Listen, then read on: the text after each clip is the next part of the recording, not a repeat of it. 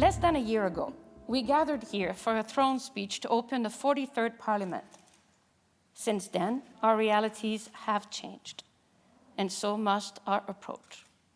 Over 9,000 Canadians have died in 6 months.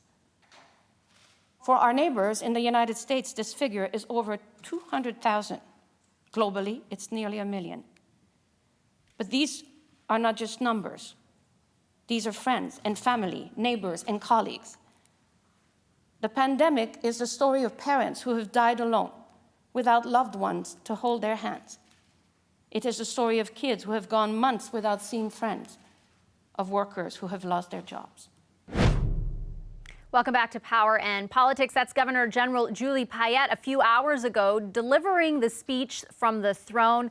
A lot in that speech. It actually took her about 50 minutes to read through it. I want to provide for you, though, some of the big takeaways, the top headlines as we went through it. First of all, the government says that it's going to launch a campaign to create 1 million jobs. That's more about long-term economic growth or recovery. Part of that job creation, though, will come from something in the more immediate future. The government says it will extend the wage subsidy to the summer of next year. It was originally slated to end at the end of this year. The throne speech is also promising to build a, quote, Canada-wide early learning and child care program. That's something the NDP specifically has asked for. We talked to Minister Ahmed Hussen, who's in charge of the file. He didn't have any specifics yet about when that will come to fruition, but he says that Canadians can count on something like the system we see in Quebec. The throne speech also said that the government will work with provinces to create new national standards for long-term care after the pandemic, of course, exposed serious problems in those facilities. We'll wait and see if provinces are okay with that. On climate change, the Liberals say that they plan to exceed the goal of slashing emissions by 30% below 2005 levels by 2030. That is something that they had promised previously, but they say they will introduce legislation to that effect immediately. Now, the Minister of Environment last week on this show said they would do so in the next 12 months, so we'll look to find out what immediately means. In the meantime, I want to get some perspective on the speech itself from two people who certainly know what goes into one. Jeff Norquay was the principal writer for the 1984 throne speech and wrote much of the 1986 one. He's also held a number of senior policy positions under former Prime Minister Brian Mulroney. He served as the Director of Communications for former Prime Minister Stephen Harper when he was leader of the opposition, and Jeff is now a principal at Earnscliffe Strategy Group. Jenny Armstrong was the principal writer of the 2015 throne speech. She was the lead speechwriter for Prime Minister Justin Trudeau in 2013, the Prime Minister after that to 2018, before moving over to be the Director of Communications for then Finance Minister Bill Morneau. She's now a communications instructor at Carleton University. Both join me here in Ottawa. Hi, great to see you again. So we spoke before the throne speech. Now you've both had a chance to listen to it. I want to start off with what I hope you'll forgive for being a simplistic question. If you were to grade this one for our audience who maybe didn't sit through the whole thing, but we will be looking for the highlights, what grade would you give it? Jenny, I'll start with you. Oh, well, this is cool because it's my job to give grades on speeches. I'd probably put it in the 80 to 85 range. There were a number of things that I loved about it, and the things that I liked about it outnumbered the things I didn't like about it. Okay, and Jeff, what about you? I would give it a C for the following reasons. All speechwriters know that it's harder to write short than to write long. Mm-hmm. The problem is that the more words you write, the more you dilute your message. So topping out at 6,800 words and taking 54 minutes for the Governor General to read, today's speech is a real brick. And I think the bottom line is that all the verbiage stepped on their key messages. So what do you think about that, Jenny, insofar as what we had discussed last week was, I think it was last week, if not the week before, was sort of balancing the more immediate concerns around the pandemic, which have really been exacerbated even since we last spoke, alongside the longer term vision. It sounds like all of that got packed in there, but to Jeff's point, was it too much? I don't think it was too much. I do have two criticisms of the speech. One of them was the length. I do agree with that that overall 54 minutes is a lot to take in. You know, the old saying is a week is a long time in politics. Well, an hour is a long time. And I would have preferred something in the neighborhood of like 35 minutes. But there were a number of things in the speech that I did like.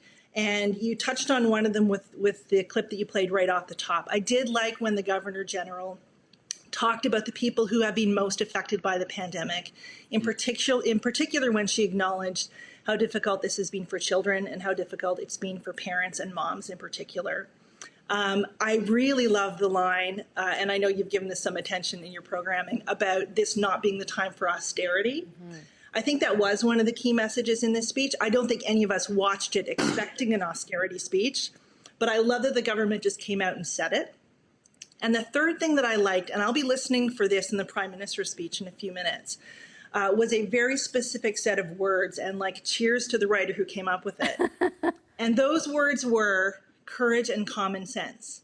Now, they might appeal to me as a Liberal because they're a little bit like hope and hard work, which is the old Liberal tagline.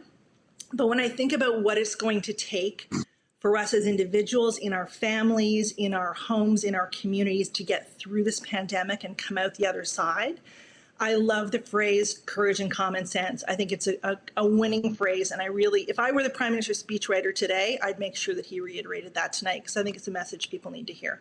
Jeff, I know that you criticized the length of the speech. Is there something in it that you thought worked? Oh yeah, I think the key themes, containment, individual and business security, building the new economy, building the economy back. Those make a lot of sense. You know, there was a fourth theme, namely diversity and inclusion, and as important as that is, it tended to be little more than a grab bag of already long ago promised commitments. So, you know, it just added to the verbiage. When you are writing a throne speech, Jenny, who are you? I'm always curious about this because there's always this debate about, is the bubble watching? Is it real Canadians? You know, who are... And I know that obviously we should acknowledge, as you did, that in less than 10 minutes' time, the Prime Minister will deliver kind of what is expected to be a synopsis of this speech. But on a regular day, we would just hear the throne speech. Who is that aimed at? Like, who are you writing for? Well, it's interesting because these national addresses are really some of the most challenging speeches that you have to write. The first thing you ask when you get a speech assignment is who's in the audience. And if it's a narrower audience, if it's, let's say, women entrepreneurs in Burnaby, BC, you're going to have a narrower message. In some ways, that's an easier speech to write. When the answer to that question is everybody, or all Canadians, or people tuning in from coast to coast to coast, it gets a bit more challenging because you're going to have competing interests. You have to do it in English and French. You're going to have to address the concerns of a huge variety of folks, of Indigenous people, of women, of young people, of seniors, of people who live in rural communities, of business owners, and so on and so on. And so making sure people will listen, those of us who live in the bubble and those of us who live outside the bubble who do tune in and listen to the speech really are listening to hear what's in it for me. And, you know, what is in the government's agenda that's going to be meaningful for me? So you do have to kind of touch on a huge variety of audiences. That, unfortunately, does tend to lend itself, it does tend to result in a speech that's 54 minutes long rather than something that's a bit shorter. So Jeff, if you're then fashioning the 15-minute address that will air at 6:30 tonight, how does that shift? Well, focus. You have to distill the key messages when you're talking face to face with the Canadian people, as the Prime Minister is going to do it in a few minutes. Top of mind must be where they're at. Where is the public mind? What are their concerns? What are their hopes? What do they fear? And with COVID-19 right now, we all know the answer to that question. And with the resurgence, I think the key message that he is going to need to focus on is the need for perseverance. We've come a long way. We can't give up now. That thing is still out there. It's threatening Canadians. It's threatening our families and livelihoods, and he's got to speak to those concerns. Okay, I'm going to leave it there. Thank you very much, both of you, for your insights, both tonight and last week. I hope to be able to speak to both of you again on the subject and others. Thanks to Jeff Norquay and Jenny Armstrong. I wanted to bring in the power panel so we could get some immediate analysis, and I'll do just that right now. Joining us from Toronto, Amanda Alvaro of Pomp and Circumstance. Here in Ottawa, Sherelle Evelyn, managing editor for the Hill Times. Also in Ottawa, Summa Strategies' Tim Powers, and Kathleen Monk of Earnscliffe Strategy Group. Hi, everybody. Happy Throne Speech Day. Hi. Kathleen, I'll start with you. If you had to give this speech a headline, what would it be? I would say off the top, wow, we prorogued Parliament for 5 weeks. What did we get out of that? Because is this truly the reset that the government promised? It's interesting. I'm a bit of a parliamentary geek, so I did go back to the 2019 speech. Interestingly, this speech from the throne is actually double in terms of word count from the speech that we heard just 9 months ago in December 2019, something like 3,114 words to 6,710. So it's double the content. Wondering, though, if it provides the reset. I'm not sure it does, because we need to study the details. So they talk about childcare, but we're unsure about what the framework for implementing childcare will be and how the government will work with the provinces. Same thing for pharmacare. It has some good languages around things like criminalization in the long-term care sector. We have a lot of those powers within our justice system right now. I guess the thing, obviously the big ticket news items obviously are the extension of the wage subsidy, but we need to see what the details really are. When they say they're going to revamp and change the Canadian business account, what does that mean? Will those loans be more forgivable? Will they be larger? Will businesses be able to access them again in 2021? We need to wait till these details are revealed in the budget or in programmatic notes that come maybe in tonight's speech at 6:30 or maybe in the weeks to come. Yeah, I would agree that the wage subsidy extension as well as the CBA, the emergency business account expansion, as they call it, are big, very specific items that I know so many business owners specifically had really been looking for. You're right, though, that the details are lacking at this juncture. They may come later. But for example, the wage subsidy already changed in format after the summer, and we saw a drop off in the use of it. CBA is a $40,000 loan, a quarter of it's forgivable. I know that the Small Business Association, for example, had been asking for it to be expanded to $60,000, or as you point out, Kathleen, more of it to be forgivable. But I did take those two sort of announcements at least as something tangible. Amanda, what's the headline for you today? Women in the economy. The childcare announcement within the throne speech, I think, was the thing that most working mothers were waiting to hear.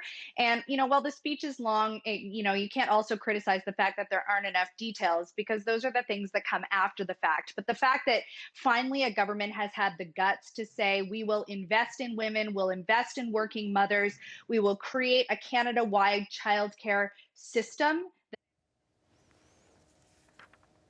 Welcome words that we could have heard in this speech. There were other things that really stood out to me. Obviously, talking about accelerating universal pharmacare, a big one that people were anticipating would be part of the throne speech, certainly was. Talking about creating 1 million more jobs. You're absolutely right about the wage subsidy. As a business owner, this was something that, frankly, myself and a number of other business owners that I've been speaking to have been talking about incessantly. It'll help keep those businesses alive, but it will also help retain workers, hire workers, get people back to work. So I think those things really mattered. The climate target, another big announcement within the context of this speech. So talking about exceeding, not just meeting, but exceeding the 2030 Paris climate targets. So those were the big major takeaways for me in the context of what was an overwhelmingly positive throne speech. I mentioned that we'll talk to Minister Houston about that childcare promise, because we are looking to find out exactly what it means. I'll just read it briefly. Recognizing the urgency of the challenge, the government will make a significant long-term sustained investment to create a Canada-wide early learning and childcare system. So the big question is, and he's listening, I think, so maybe I don't want to give it away, but, but that whether it is universal, in fact, and what kind of money the feds are planning to attach to it. Sherelle, you heard Amanda go over like a long list of big takeaways. Do you think there might be some trouble, I guess, translating to, like, for Canadians who are not paying attention to every one of the 6,000 words as we were, what will they walk away, do you think, thinking the headline is, or the big takeaway for them is? Well, I guess it depends on who you talk to, but obviously the big takeaway is going to be that the Liberals are promising to spend a lot of money, and that's something that you can't shy away from. They're saying that, you know what, we promised, we're doing everything we can to take on this debt as a government so that the individual doesn't have to put, extra financial burden on their personal credit card.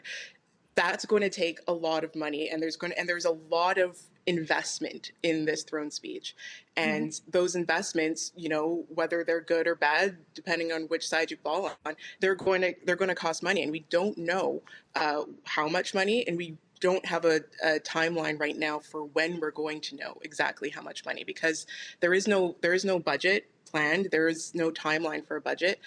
There's a promise to update the economic response plan that they gave earlier this year. But right now, we don't know what it's going to cost. And I think that's going to be what is going to be a major takeaway for a lot of average Canadians. There was some pretty deliberate framing in the speech around that, Tim. Now is not the time for austerity. And you certainly see the initial cleavage, at least politically, and I know we're going to talk about this as a panel throughout the show, between the Conservatives, for example, and the Liberals, who I think very specifically put that line in there in order to create that cleavage. And it sounds like it's being reinforced by what we heard from initial reaction from Candice Bergen, the Deputy Leader. Yeah, look, you were asking for the headline on this speech. Yes, it certainly isn't incendiary. It's not about causing an election. There's probably enough in that speech that agreement can be found somewhere for the Liberals. They certainly went to the left rather than the right. They put a lot of language in there that I think New Democrats will like around taxation regimes for the wealthy and the uber wealthy. So as Mr. Singh seemed to say in his initial press conference, he likes the speech. There's other things he wants to work on. So we'll see where that goes.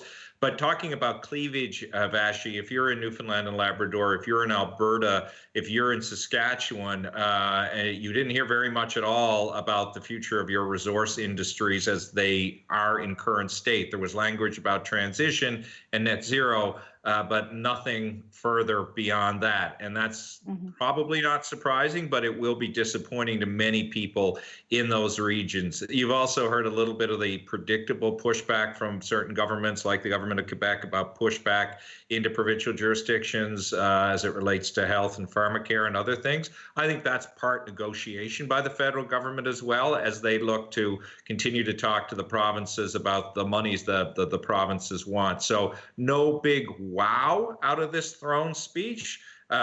Sadly, kind of predictable after all the expectations were set beforehand, but I don't think we're going to an election based on this document.